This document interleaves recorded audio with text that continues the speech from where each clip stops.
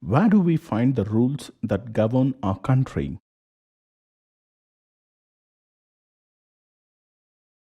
At the end of this lesson, you should be able to explain why democratic country needs a constitution, distinguish the executive power in 2007 interim constitution of Nepal from that of 1990 constitution of Nepal, identify minorities and give reason why it is important to respect the views of minority.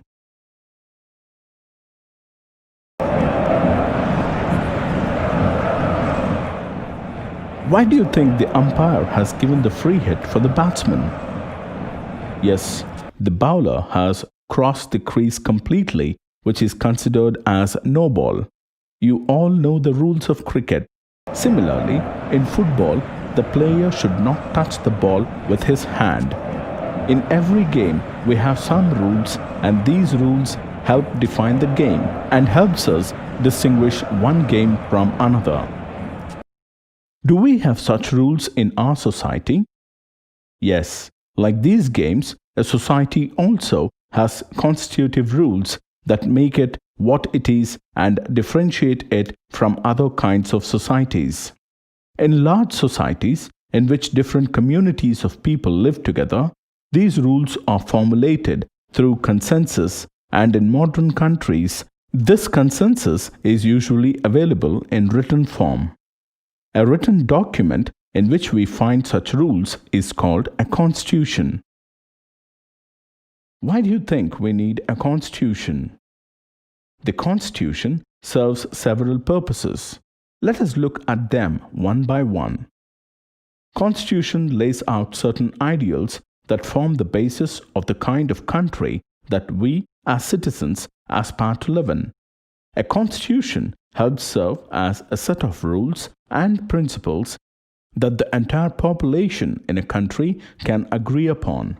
Let us understand it with an example of our neighboring country, Nepal. The country of Nepal has witnessed several people's struggles for democracy. There was a people's struggle in 1990 that established democracy. But the constitution rested the final authority with the king. After a people's movement for a long time in 2006, they finally succeeded in putting an end to the powers of the king.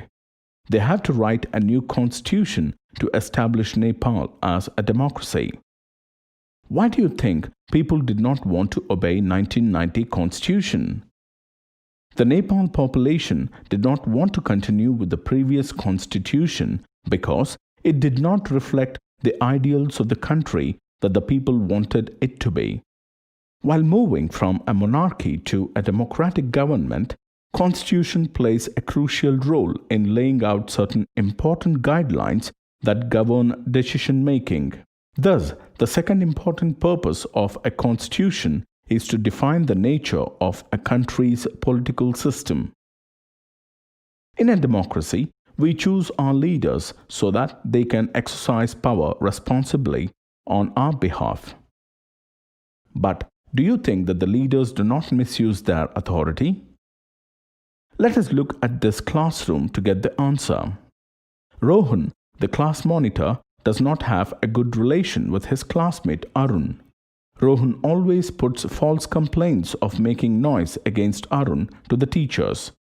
As the responsibility of minding the class is vested upon the class monitor Rohan, Arun is often punished by teachers for no reason. Similarly, there is always the possibility that the leaders in a political system might misuse their authority. How do you think this can be prevented? In democratic societies, the constitution often lays down rules that guard against this misuse of power by our political leaders. In the case of the Indian constitution, many of these laws are contained in the section on fundamental rights. Recall right to equality that says no citizen can be discriminated against on grounds of religion, race, caste, gender, and place of birth. Look at another situation. The class teacher of class 8A takes the students to the playground, But some students started arguing with each other for playing cricket instead of football. The class teacher decides to settle the problem with a show of hands. The decision goes for cricket as there are more kids in the class who play cricket. The boys and girls who opt for football are disappointed. They are always deprived from practicing as they are less in number in the class. Who is minority in the example? What would you have done if you were the class teacher? The students playing football are in the minority group. The teacher could have solved the problem by dividing the time for both cricket and football. Such unhealthy situations can occur in democratic societies too, where a majority can continuously enforce decisions that exclude minorities and go against their interests. Every society is prone to this tyranny or domination of the majority. Hence, the Constitution usually contains rules that ensure that minorities are not excluded from anything that is routinely available to the majority. Look at another example. Today is Sunday. Everyone in Shobha's house is watching the cricket match except Shobha. She is studying for the test on Monday, but she is also tempted to watch the game. As she gets to hear some noise from the television, she comes out from her study room to know whether somebody is out or it is a six. Then, Shobha's parents make the decision to switch off the television. Why do you think Shobha's parents decide not to watch the match? Though all of them want to watch the match, Shobha's parents switch off the television so that their daughter does not get distracted from her studies. This is very usual in every family. Parents take decisions for the well-being of their children in wider context. Similarly, at a large scale, the Constitution protects us against certain decisions which a few people can take, but they could have an adverse effect on the larger principles that the country believes in.